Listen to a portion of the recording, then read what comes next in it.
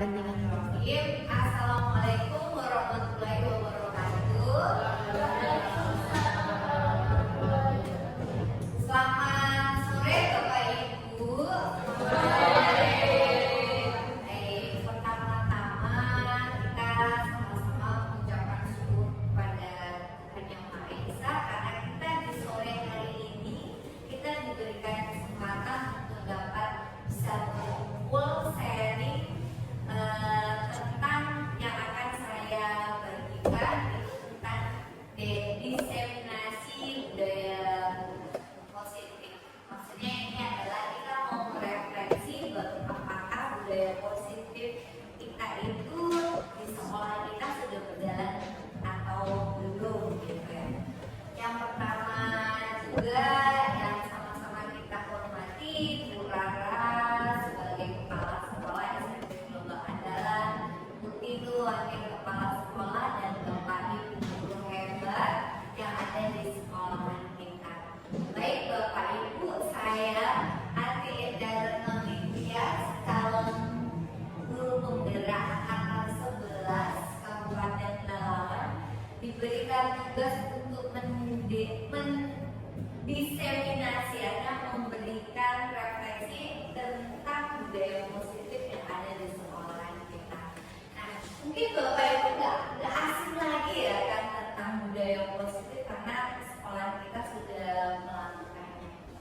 Nah, berikut adalah gambaran dari novel saya difasilitatori oleh Ibu Hajar Darmawati MPD dan pengajar praktik saya adalah Ibu Maisara SPD SD. Nah ini nggak garing kan?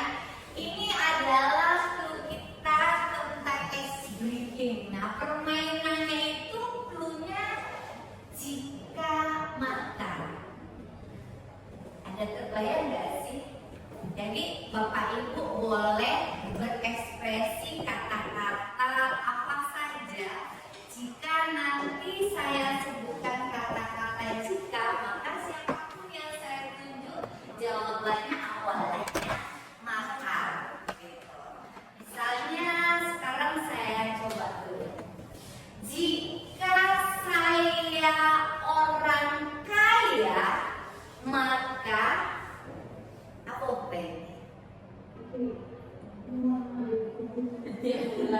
gimana? Umroh tiap bulan.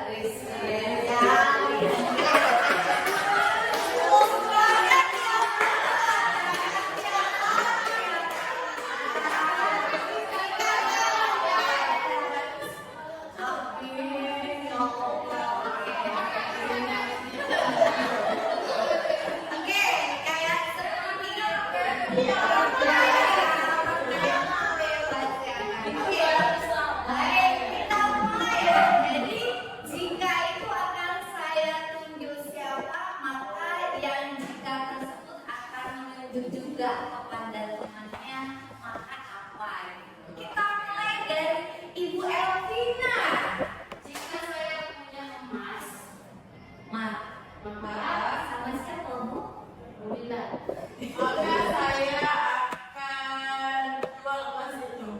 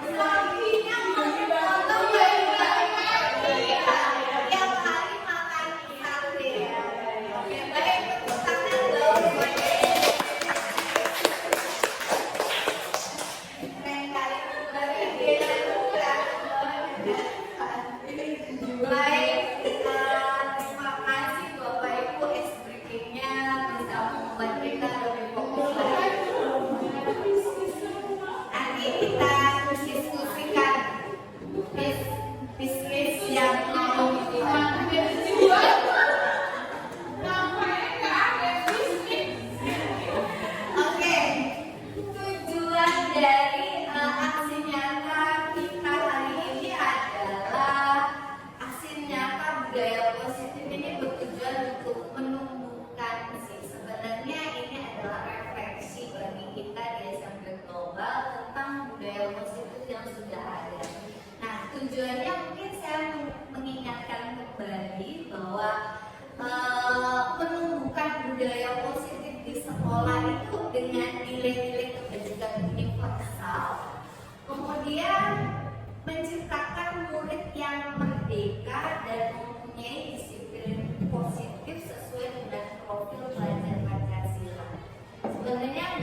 jauh dari kurikulum merdeka.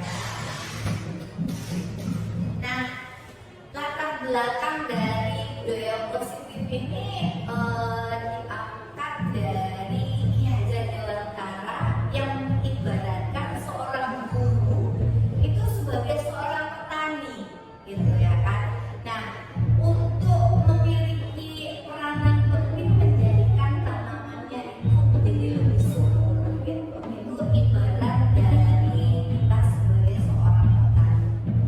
Nah, kemudian sekolah yang diibaratkan itu sebagai tempat bercocok tanam, sehingga guru perlu mengusahakan agar sekolah menjadi lingkungan yang menyenangkan, kemudian nyaman, aman untuk pertumbuhan serta dapat menjaga, melindungi, dan sampai murid itu memiliki potensi yang bagus gitu. Nah, kita sebagai salah satu guru memiliki tanggung jawab gimana caranya menciptakan sebuah budaya positif di lingkungan kita itu bisa bertumbuh baik terus gitu. Nah, ini adalah lini masa saya untuk menciptakan sebuah aksi nyata hari ini. Yang pertama, saya membuat sebuah rencana aksi nyata, kemudian saya berkoordinasi dengan Ibu Pasti Rara selaku kepala sekolah. Kemudian bagaimana sih saya berdiskusi menenangkan sebuah pemahaman budaya positif, artinya kita merefleksi apakah budaya positif kita itu sudah berjalan dengan baik. Baru nanti kita akan mengevaluasi apa sih sebenarnya, atau merefleksi bagaimana budaya positif itu bisa sudah terlaksana di sekolah. Nah, kalau ukurnya apa? Nah, penerapannya berbagai bentuk budaya positif di sekolah itu sebagai wujud implementasi nilai-nilai profil pelajar Pancasila secara sadar dan berkelanjutan. Jadi bukan hanya di foto atau ditempel di modul aja, tapi pelaksanaannya nggak ada. Baru adanya perubahan perilaku. Nah, bagaimana nih siswa kita akan perubahan perilaku dan terlaksananya di kegiatan belajar mengajar itu apakah sudah berpihak kepada siswa atau kepada murid. Nah, di sini dukungan dari kepala sekolah dan termasuk hari ini adalah rekan-rekan guru dan murid, kemudian dukungan dari orang tua tentunya sebagai penerapan budaya positif di rumah, kemudian sarana-prasarana yang menumbuhkan budaya positif. Nah, itu salah satunya adalah kenyamanan, aman yang ada di kelas kita. Nah, yang pertama nih Bapak Ibu, nah kita perlu adanya perubahan paradigma. Ini merefleksi lagi ya. Di sini ada miskonsepsi dan kenyataan. Yang pertama, guru dapat mengontrol murid. Kemudian semua jenis penguatan positif itu bersifat efektif dan bermanfaat. Kritik membuat orang itu merasa bersalah, dapat menguatkan karakter. Kemudian orang dewasa memiliki hak untuk memaksa. Nah, ini akan kita rubah menjadi sebuah paradigma atau bagaimana sih yang seharusnya gitu. Yang pertama, siswa dapat memilih atau melakukannya atau tidak. Kemudian murid menjadi ketergantungan atau cepat mengambil keputusan untuk berubah. Kemudian menyebabkan siswa memiliki identitas gagal. Kemudian memaksa akan mengakibatkan siswa jadinya nantinya bosan, malas, dan dia bahkan ada yang suka memberontak. Nah, ini perubahan paradigma ini yang awalnya dulunya sebelum adanya budaya positif yang digaungkan di kurikulum merdeka itu kebanyakan seperti itu miskonsepsi yang di sekolah-sekolah yang belum menerapkan kurikulum merdeka. Nah, kemudian harapannya apa? Nah, semoga nantinya penerapan budaya positif ini dapat terwujud di sekolah kita, kemudian baik di rumah ataupun di masyarakat, sehingga agar tercipta suasana belajar itu gimana? Aman lah ya, menyenangkan dan nyaman. Nah, di sini saya mau refleksi sebentar. Budaya positif itu yang bagaimana sih sebenarnya budaya positif yang ada di sekolah kita itu? Nah, budaya positif yang ada di sekolah kita itu yang pertama disiplin positif dan nilai kebajikan. Kemudian yang kedua kebutuhan dasar, kemudian motivasi, hukuman dan penghargaan, restitusi dan keyakinan kelas. Kayaknya ini semuanya juga sudah kita lakukan dan kita mau merefleksikan kembali. Nah, apa sih sebenarnya disiplin positif dan nilai kebajikan tersebut? Kita melihat dulu nih di kelas kita. Nah, ternyata sebuah pengertian disiplin positif dan nilai kebajikan itu adalah sikap taat patuh terhadap aturan yang berlaku. Nah, kemudian kedisiplinan itu perlu dipupuk oleh murid kita itu dari masih anak-anak gitu. Kenapa? Karena nilai-nilai itu akan dibawa terus gitu. Nah, ini nantinya perlu ada lumayan yang orang tua. Nanti udah baik di sekolah, nanti di rumah balik lagi ke sekolah. Nah, ini perlu koordinasi atau kolaborasi lah ya istilahnya dengan sekolah dan orang tua di rumah. Nah, ini adalah nilai kebajikan yang telah disepakati bersama.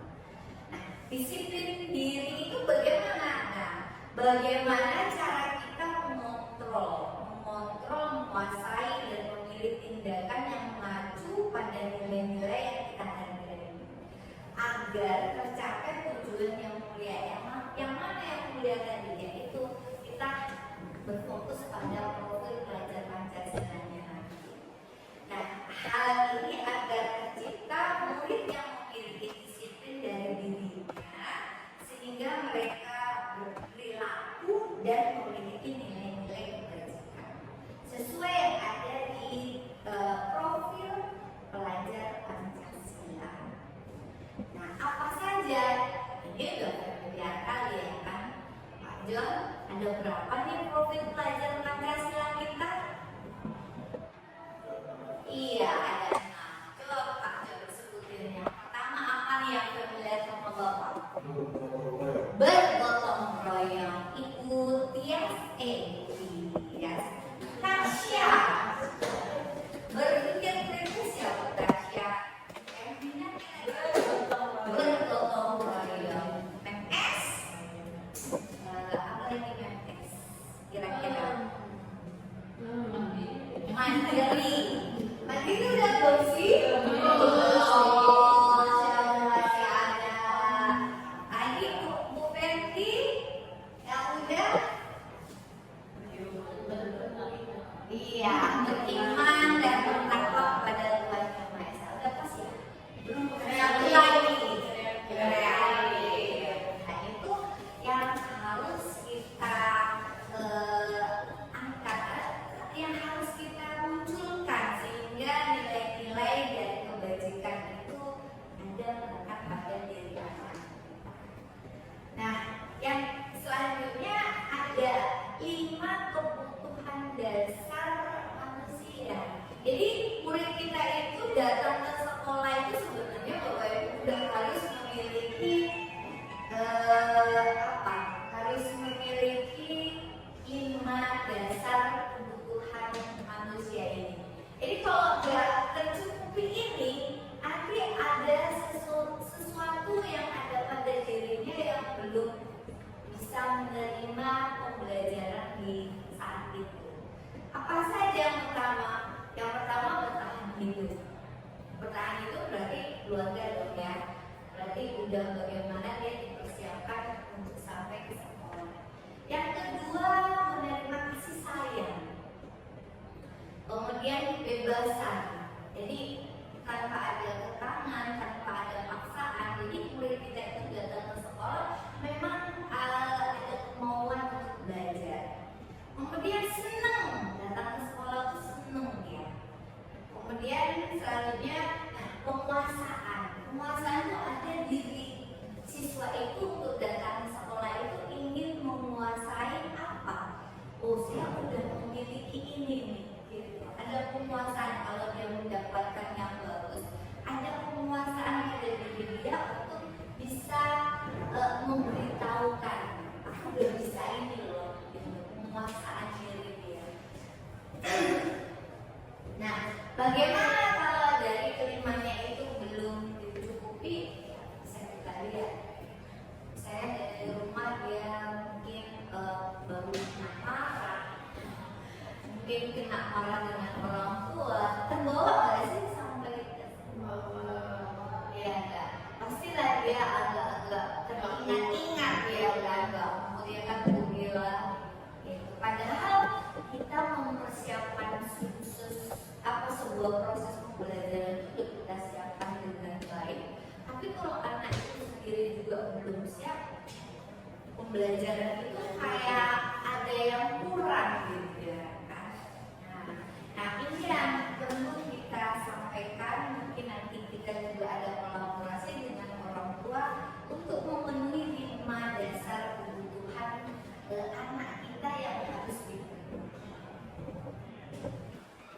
Nah, kemudian di sini kita sebagai guru ada beberapa yang harus kita kenali. Gimana nih kira-kira? Ada teori motivasi, ada teori hubungan, ada teori penghargaan, dan teori restitusi. Nah, apapun ini Bapak Ibu, saya mau mengenalkan ini dulu. Jadi kita sebagai guru itu gimana nih posisi kita? Ini ada 5 kontrol kita sebagai guru itu menurut si Diana Gosen. Nah kira-kira nanti kita di posisi mana? Apakah kita sebagai penghubung?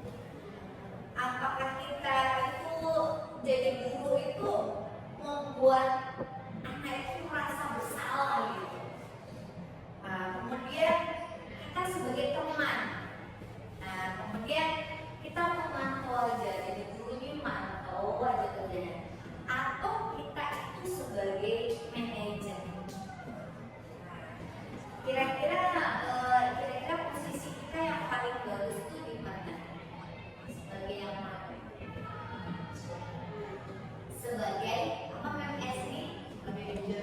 Sebagai manajer. Boleh dikasih alasan kan kenapa kita harus sebagai guru memposisikan sebagai manajer? Manajer itu kan dasarnya manage, berarti mengatur supaya tertata. Kalau kita ambil satu sebagai hukum, artinya tidak ada kebebasan kepada siswa. Jadi kemudian siswa membuat salah, kita kasih hukuman tanpa memberikan Kita memberikan alasan ya, tidak alasan kita dengan hukuman. Nah kalau dia membuat merasa bersalah, contoh melalui verbal bisa, atau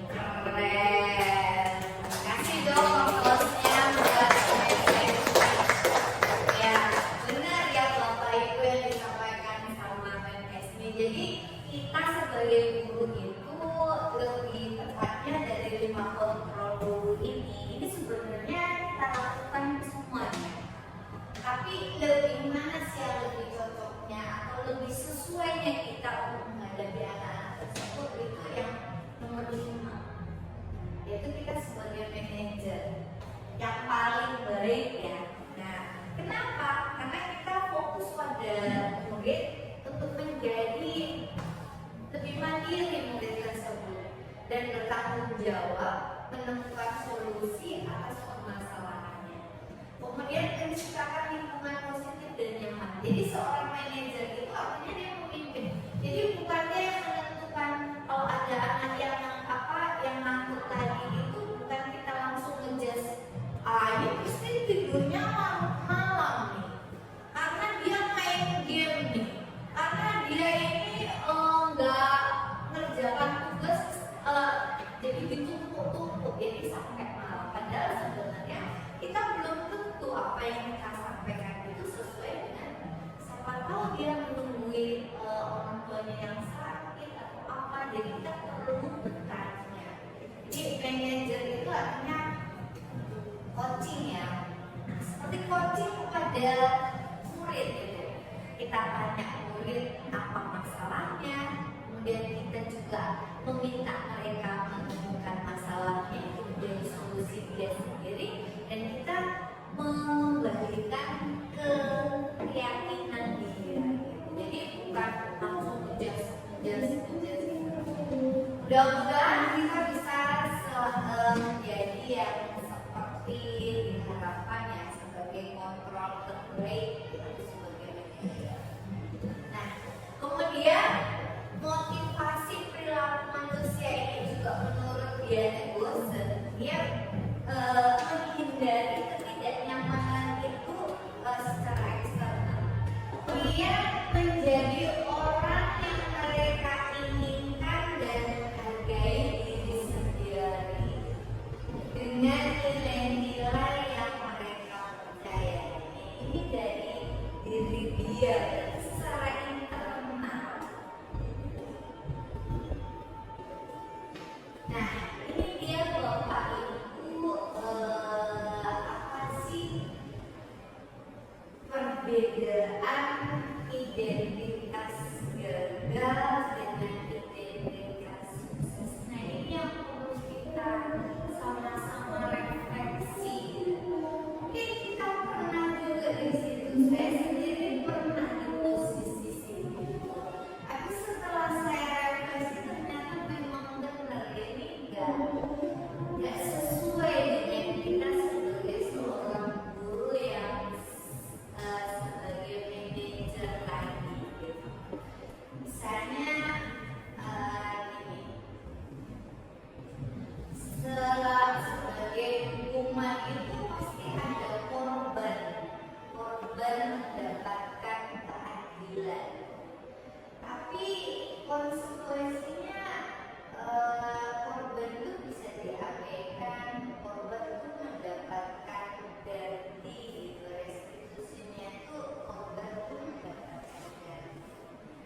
Ini saya ambil contohnya, nanti ada di video saya, nanti bisa dilihat bagaimana kita membuat sebuah disiplin positif sebagai manajer dengan menggunakan segitiga restitusi.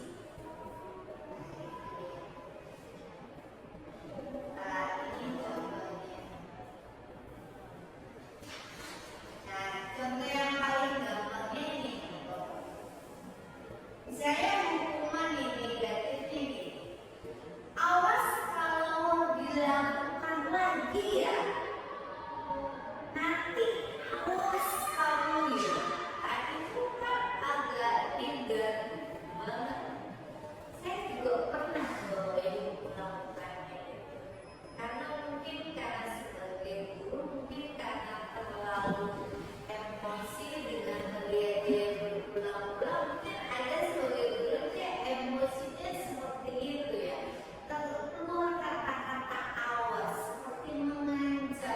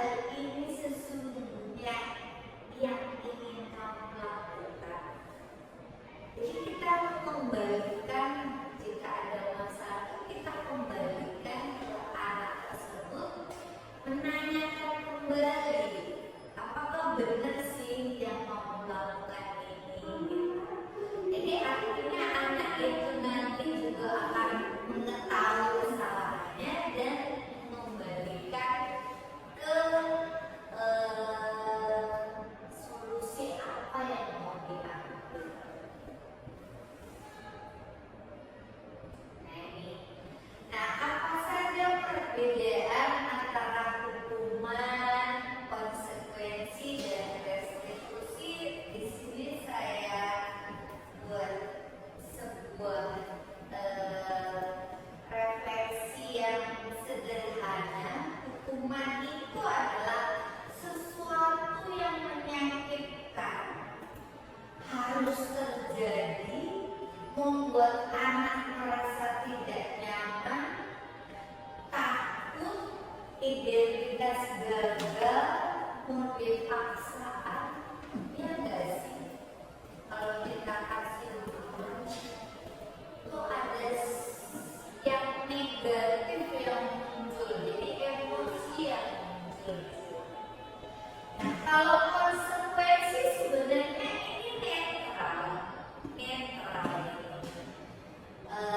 negatif juga, positif juga enggak. Nah, apa contohnya? Sesuatu harus terjadi, membuat anak tidak nyaman. Kalau melanggar peraturan, identitasnya itu nanti sukses juga sih sebenarnya. Nah,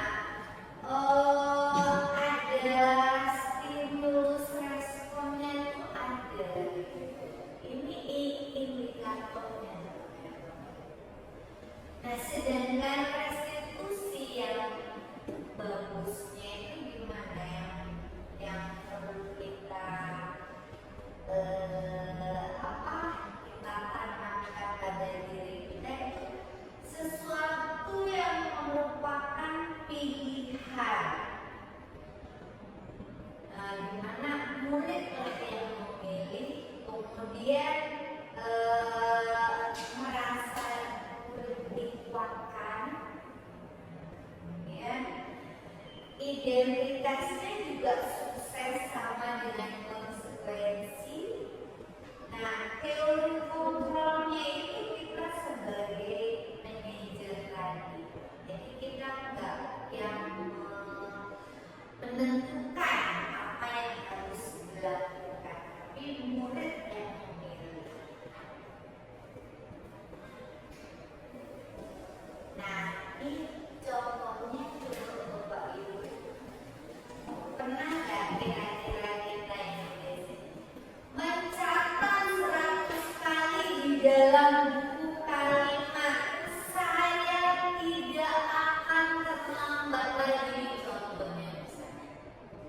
Pernah nggak kita dulu, zaman kita dulu, di lembar kertas ya Pak John, nyatet berulang-ulang. Guru saya dulu kasih hukuman juga ada seperti zaman kita dulu ya. Tapi yang anak kita sekarang enggak cocok lagi ya. Kemudian lari, karena lari mengelilingi lapangan basket 2 kali karena terlambat hadir di sekolah. Sudah terlambat, disuruh lari lagi ya kan. Nah, coba kita lihat konsekuensinya. Kalau contoh konsekuensinya gimana? Pernah nih, murid-murid kita kan sering coret-coret nih ya kan, di sini. Apa konsekuensinya kemarin? Ya, disuruh bersihin kelas ya kan, saat ya kan. Nah, itu bentuk perbedaan konsekuensi dan hukuman. Mengganti kertas tugas teman yang telah dicoret-coret, konsekuensinya lah dia harus bisa mengembalikannya lagi. Berjemur di lapangan basket misalnya pukul 12 siang karena ngobrol dengan teman. Dan hukumannya berat banget ya kan. Rasanya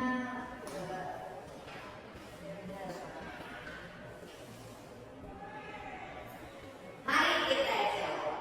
Menurut Bapak Ibu, hukuman atau konsekuensi? Yang pertama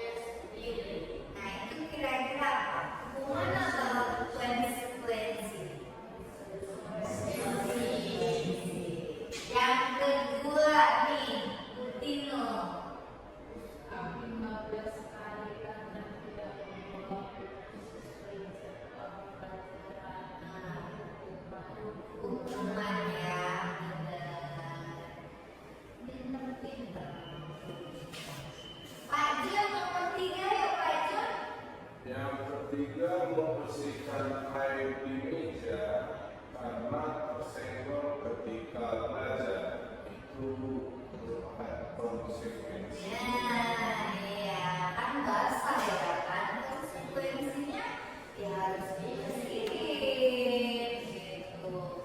Yang terakhir, Ibu L, nama nggak ya? Ibu L nomor 4. Berdiri di depan kelas karena tidak bisa menjawab pertanyaan. Ayo, Erna berdiri gitu ya kan. Padahal sudah nggak bisa menjahit, disuruh berdiri lagi. Aduh, kan nggak ada lah ya kayak gitu. Nah, kira-kira seperti ini. Saya minta bantu dibacain dong. Siapa ya? Ibu Lima bacain kasus ini, sebuah kasus. Siapa yang berdiri lurus dan berbaris rapi yang antri di depan pintu akan dapat diminta pada ibu. Murid-murid pun menanggapi tantangan tersebut dan langsung berbaris rapi. Setelah beberapa minggu cara yang cukup berhasil. Sampai suatu hari Buana sakit dan terpaksa digantikan oleh Pak Heru. Pak Heru tidak mengetahui tentang stiker bintang, sehingga pada saat panas mau masuk kelas, murid-murid kelas tidak kembali berebutan masuk kelas. Apa yang terjadi? Mengapa? Ya, ini kondisi ada di kelas SD. Jadi Ibu Anas ini sakit. Nah, sebelumnya Ibu Anas membuat sebuah kesepakatan yang berdiri rapi, lurus, pakai bintang gitu ya. Itu kira-kira apa ya? Bentuk apa ya? Bintang yang biasanya di tangan itu bentuk apa? Penghargaannya kan. Nah, tapi akhirnya anak-anak tersebut rapi, baris rapi, lurus. Nah, kan enggak selamanya ibu ini ada, ternyata sakit. Nah, kemudian ada Heru menggantikan Bu Anas tersebut. Nah, jadinya karena Pak Heru nggak tahu kesepakatan, ya apa yang terjadi kira-kira? Kenapa bisa terjadi seperti ini, Bapak? Boleh kasih tanda? Oke. Menurut saya, itulah akibat dari ketika anak kita didik itu harus ada imbalan. Penghargaannya. Mereka mengingat sosok yang memberi janji itu, ketika yang memberi janji tidak ada, mereka tidak melakukan imbalan. Itu menurut saya.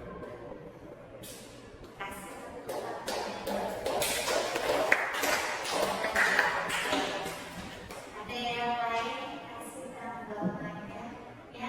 Kenapanya tadi udah benar ya, karena adanya penghargaan.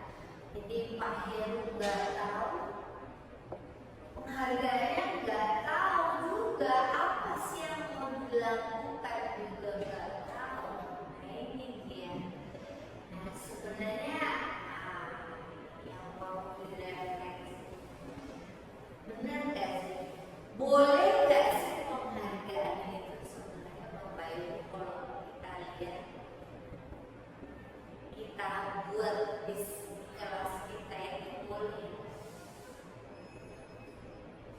kita berikan penghargaan. Kalau kita refleksi, karena kalau kita refleksi dari sini pasti ada sebuah harapan sama murid. Saya nanti akan dihargai, dikasih penghargaan, kasih permen lah, dikasih apa, jajan atau apa, kue gitu. Jadi fokusnya kemana? Ke penghargaannya atau ke tujuan pembelajaran yang kita apain? Saya melakukannya karena ada penghargaan, dikasih bintang. Kan kalau SD kan udah seneng banget ya kan, walaupun nggak keluar duit ya bapak ibu gurunya, tapi jadinya ngarepin apa? Ngarepin bintang ya kan? Nah ini agak-agak mungkin perlu kita refleksi. Jadi bagi kita yang memiliki mungkin bagus, bagi kita itu nanti kita lihat jangkanya itu ada waktunya itu agak pendek kan bisa. Nah, jadi jenis penghargaan ini menurut Alfikon secara ideal, tindakan belajar itu adalah penghargaan yang sesungguhnya. Artinya anak itu memulai dia belajar, kemudian yang dari dia nggak tahu menjadi tahu, itu dia itu sudah suatu penghargaan bagi dia. Jadi bukan sebuah pemberian berat, penghargaan berupa bintang atau bagus, kata-kata bagus itu juga suatu sebuah penghargaan. Nah itu sebenarnya motivasinya berarti dia hanya mendapatkan bagusnya saja, dia terdengar sama orang kalau dia itu bisa, dan di kata-kata bagus itu terucap dari bapak ibu guru. Sebenarnya itu bagus juga, tapi nanti kita lihat pemberian penghargaan itu hanya berlaku pada waktu yang pendek, gitu dia. Maksudnya bagus, kasih kita atmosfera, tapi pendek, hanya saat itu aja gitu. Nah, jika dilakukan lagi dan lagi, menyebabkan orang tersebut tergantung dan kehilangan motivasi dari dalam dirinya. Jadi karena dia ingin dibilang bagus, karena ingin dia dapat bintang, karena ingin dia dapat apa, atau dia misalnya ada guru yang kasih roti, ya dapat jawaban dikasih roti, ya kan, atau apa gitu. Itu harapannya cuma sampai di penghargaan, tapi waktunya pendek. Nah, itu ya. Jadi mudah-mudahan kita bisa merefleksikan diri di sini. Nah, ini dia jenis penghargaannya yang tidak efektif dan penghargaan yang merusak hubungan antara murid. Hanya jika saya melakukan hal ini, maka saya akan mendapatkan penghargaan yang diinginkan. Jika sudah mengharapkan tapi tidak mendapatkan, maka saya akan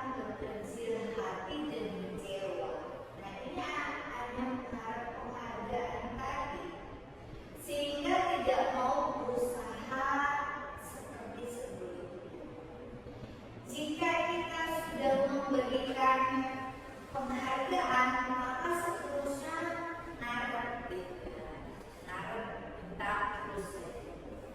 Nah, bagaimana merusak hubungan itu jika seseorang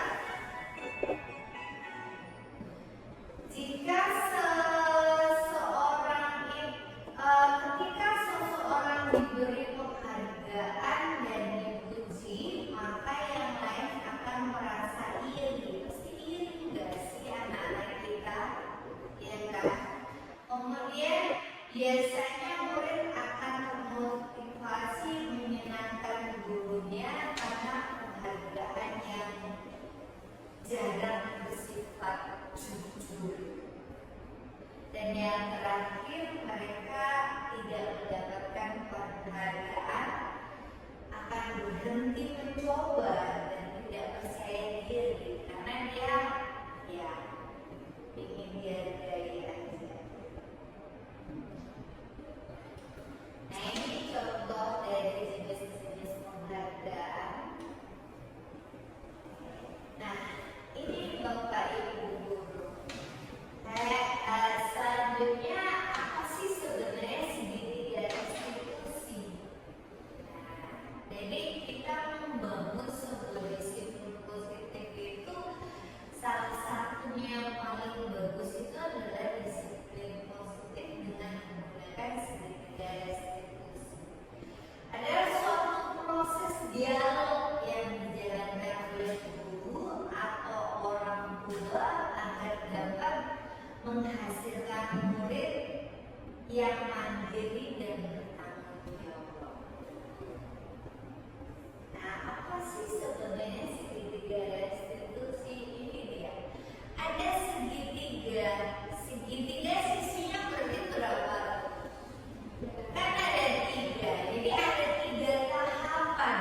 Yang pertama, kita jika ada sebuah masalah atau problem yang dihadapi oleh siswa, itu ada 3 tahapan sehingga dikenalkan menjadi segitiga restitusi.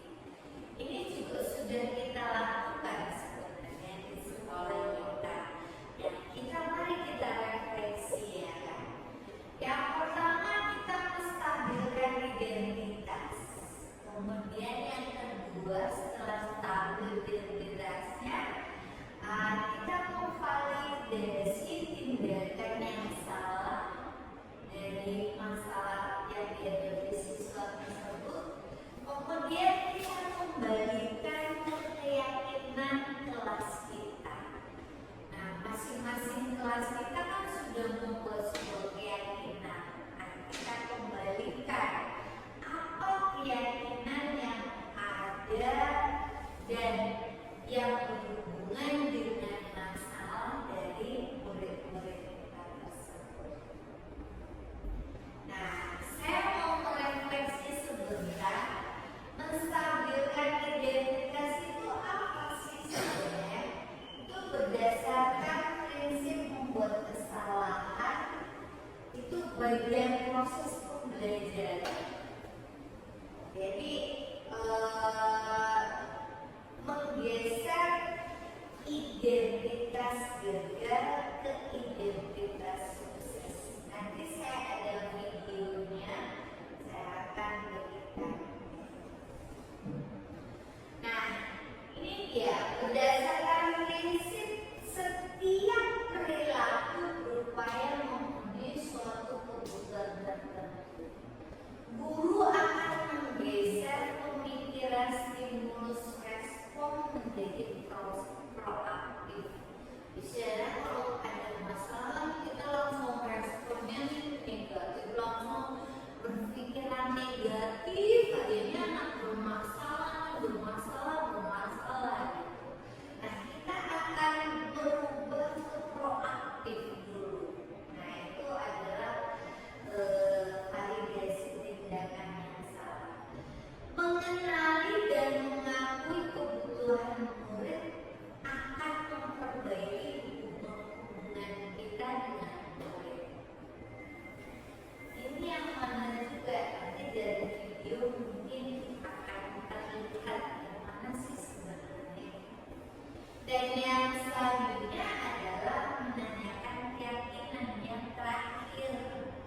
Nah, murid-murid akan diberikan pertanyaan-pertanyaan bermakna untuk memunculkan motivasi secara intrinsik, mampu mengaitkan keyakinan dengan tindakan yang salah. Jadi kalau ada kesalahan tersebut bukan langsung kita judge, wah ini kamu salah ini, berarti kamu begini, tapi kita memposisikan sebagai seorang manajer tadi. Nah, kemana keyakinan kelas yang sudah kita sepakati di awal pembelajaran? Nah, di mana merupakan sebuah metode untuk menimbulkan kembali disiplin positif. Kita lupa nih keyakinan kelasnya kan. Ada 4 keyakinan kelas kita itu. Jadi yang mana satu pasti ada hubungannya. Baru kita kembalikan lagi. Karena keyakinan kelas tersebut adalah keyakinan yang disepakati oleh anak-anak kita juga, bukan dari kita. Nah, tujuannya untuk apa? Nah, yang pertama menumbuhkan keterlibatan siswa dalam membentuk keyakinan kelas untuk mencapai kelas impian mereka. Kan keyakinan kelas mereka yang dibuatkan Bapak Ibu. Nah, jadi kita kembalikan. Nah, sebagai pembelajaran yang efektif maksudnya. Kemudian yang kedua, mewujudkan merdeka belajar. Nah, kita berpihak pada murid tadi. Kemudian menciptakan komunikasi antara guru. Jadi kita itu agak proaktif juga. Nah, dari informasi gitu. Kemudian membiasakan, nah ini dia, dengan keyakinan kelas dan selalu kita ingatkan, membiasakan budaya positif dan disiplin positif yang ada di kelas. Nah ini nanti berlakunya di mana? Gak hanya di kelas saja, bisa di luar kelas ataupun nanti kembali ke rumah mereka. Nah, ini contoh dari kelas 7B Bapak Ibu yang dibuat ada 4 keyakinan kelasnya: jujur, kerjasama, kemudian bertanggung jawab, dan menghargai. Nah, ini setiap kelas kita, ini contohnya juga mereka yang buat gitu. Dan ditempel di kelas gunanya supaya anak-anak selalu mengingat keyakinan kelas. Nah, ini saya ada video.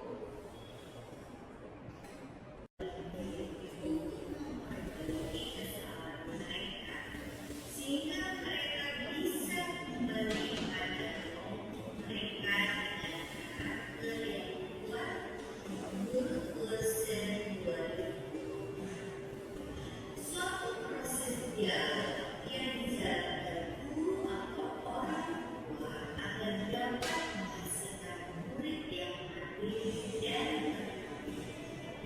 dan dapat tidak melakukan sedikit dari institusi, yaitu 1. Menstabilkan identitas, 2. Validasi tindakan yang salah, dan 3. Menunjukkan keyakinan pada tahap menstabilkan identitas berdasarkan risiko membuat kesalahan adalah bagian dari proses pembelajaran. Dan artinya geser identitas gagal ke identitas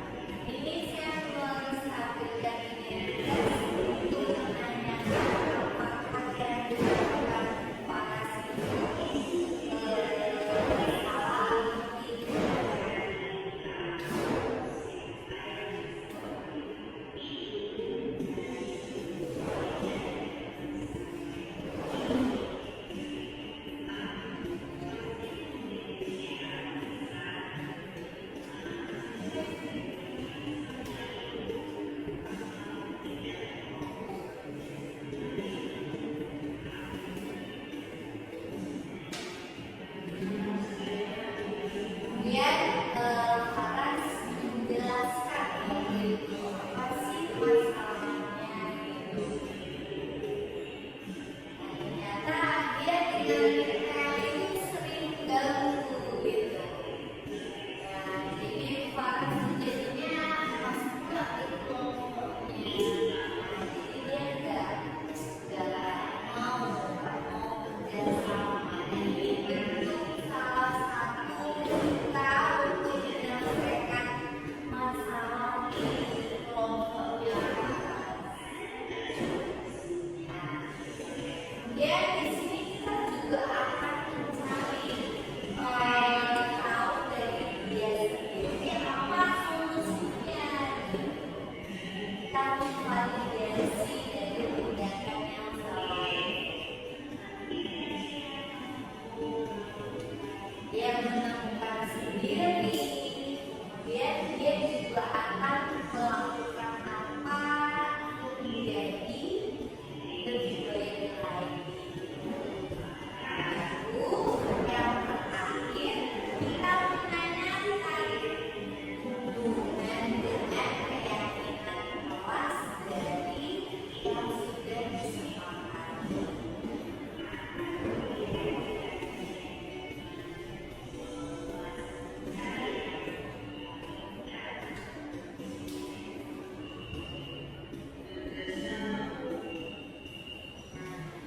Dia sendiri juga akhirnya tahu, ternyata dia si Faras ini mengetahui bahwa keyakinan kelas tentang kerjasama, tentang akibat dari dia tidak mau bekerja sama.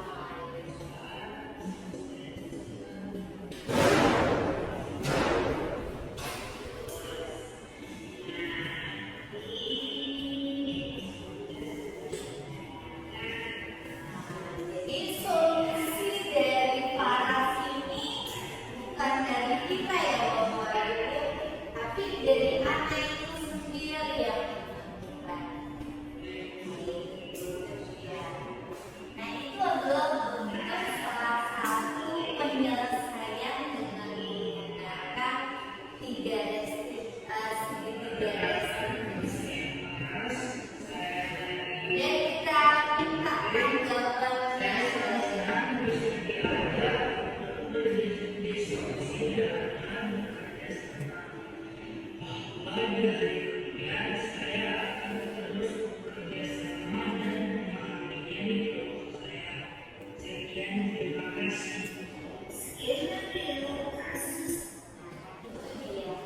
Jadi ada tugasnya itu ada dua kemarin.